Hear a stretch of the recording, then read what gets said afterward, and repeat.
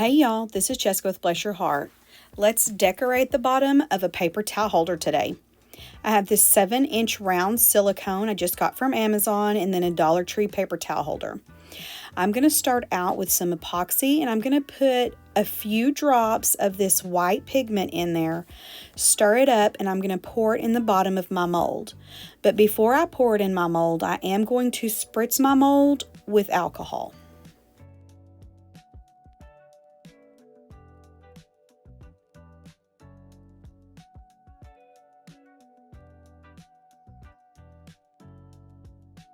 Now that I'm ready to pour my epoxy, I'm going to put the full amount that I mixed up. I'm going to spread that all the way around to the edges, and then I'm going to place my paper towel holder as center as possible by my eye, and I'm going to kind of pull this epoxy over some of those pieces of the paper towel holder just to kind of help get that nice and secure in there. And then we're going to get ready to move on.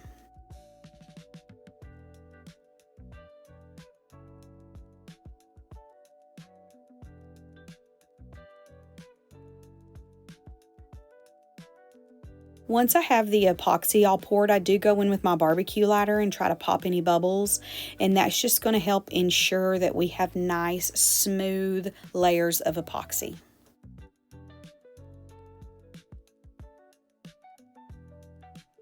Once this layer of epoxy dries, I do go in and start my actual beach scene. I'm going to use sand and shells from just a vacation that I got to go on, and I'm going to add Glitter Chimp's crushed seashells into my sand. Once I get both of those things all mixed up in this epoxy, I'm going to get that in this mold.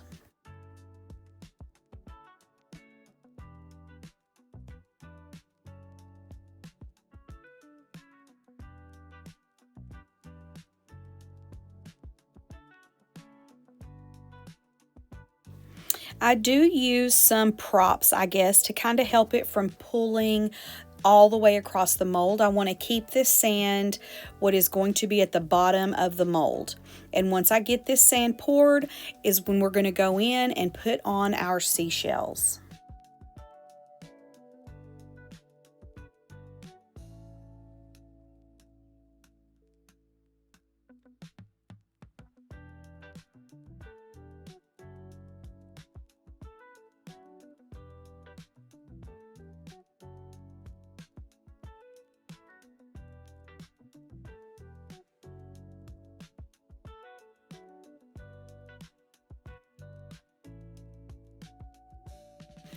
Now, some of these seashells are going to poke out of the mold, and that's okay. I just use these to hold my cups for a drying rack or anything like that. But I'm just going to place these seashells where I like the way that they look. There's no rhyme or reason to this. I do have the epoxy thick enough that these will kind of sink down. These shells will kind of sink down into the epoxy. And after I like the way that this all looks, I move on to the next step.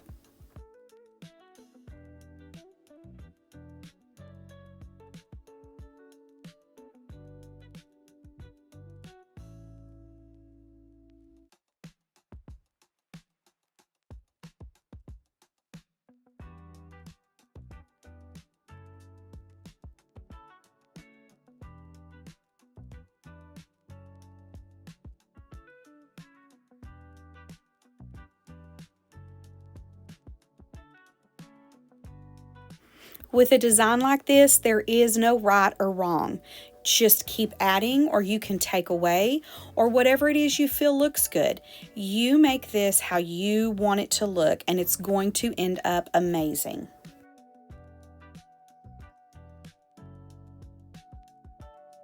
I do let the sand layer completely dry before I move on to my water.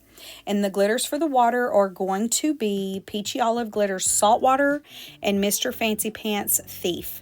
I'm going to add both of these glitters to their own pot of epoxy, and I'm going to get them poured.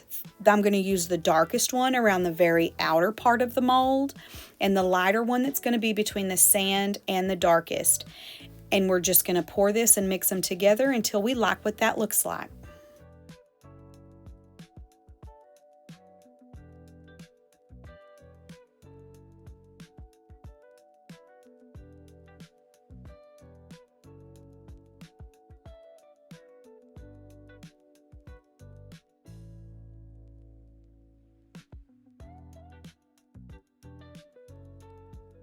Once I get this kind of turquoisey glitter poured, I do go in and kind of swirl where the two glitters meet, and that's just kind of to get them to be friends, I guess, so they will kind of melt together a little bit.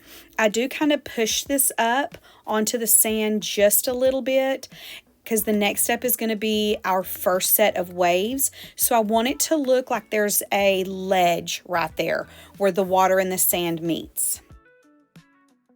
For my first set of waves, I go in and put a little bit of epoxy dye into a small amount of epoxy. I'm going to use my little silicone stir stick here, and I'm going to just draw a line from one edge to the other with this white epoxy. I'm going to use a straw, and I'm going to blow that kind of out and away from the shoreline. And I'm just going to do this a few times until I like what that looks like.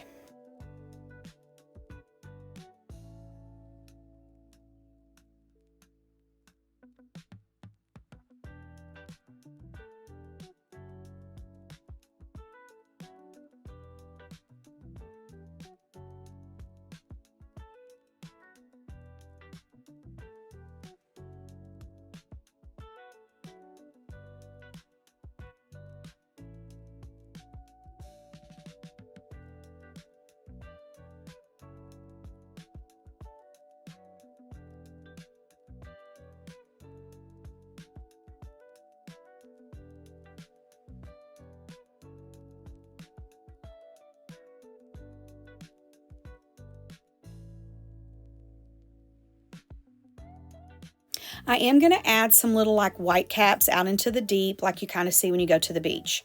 Now I'm going to turn it around, and I'm going to put the same epoxy almost right on top of those shells that are at the shoreline. And I'm going to take my straw and blow this back up onto those actual seashells. And that's going to start what's going to be like our wave foam. After this layer of epoxy dries, I go in for the second layer of waves, and that's going to be this glitter snow, and I'm going to use this kind of stiff square paintbrush. And I'm going to follow the actual shoreline on this at first. I do go in and add waves later, but what I'm going to do is just kind of tap, tap, tap this glitter snow right there where the waves are kind of blown up over that little ledge we created. Once I'm happy with that, I'm going to take the tip of the paintbrush and go halfway into my little line of glitter snow and drag it out. Once I have dragged that out, I'm going to use the pad of my finger, and I'm just going to pounce on those drag marks. And what that's going to do is take all of the little like line marks out of it and leave us with a foamy look. And I'm just going to do that until I like what this looks like.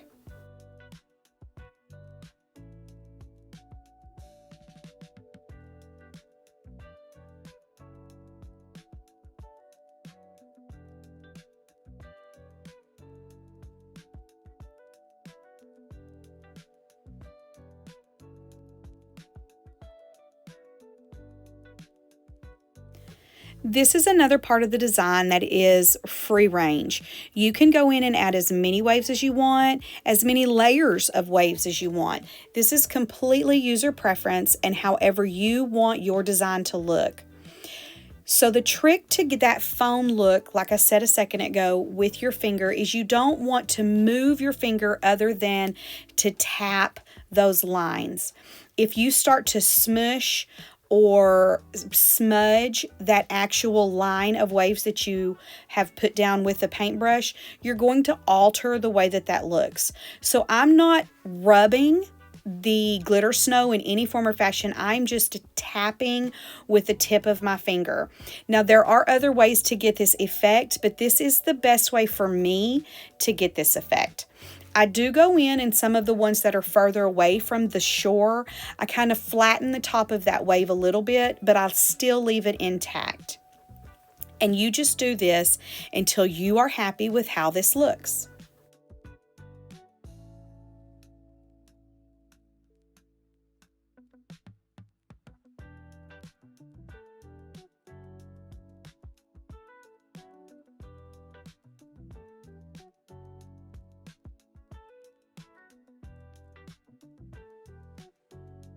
When you're happy with the way that your waves look and you've done an awesome job, we're going to just set this to the side, and I let this dry overnight just to make sure that everything is nice and set.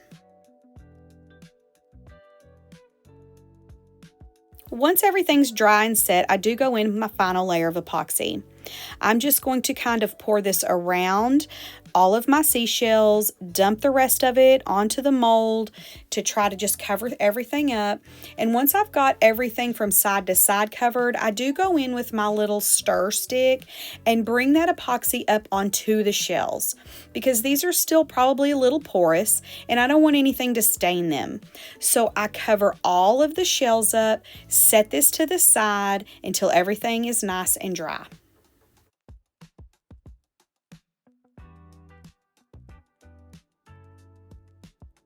Once I'm happy with the placement, I do go in and use my torch to pop any bubbles, and I'm going to strongly suggest that you don't use your torch on silicone molds. I did have to cut this mold off because my torch was too hot for this thin mold.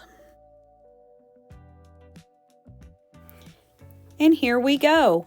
Thank y'all so much for hanging out with me today. I hope to see you again soon. Bye.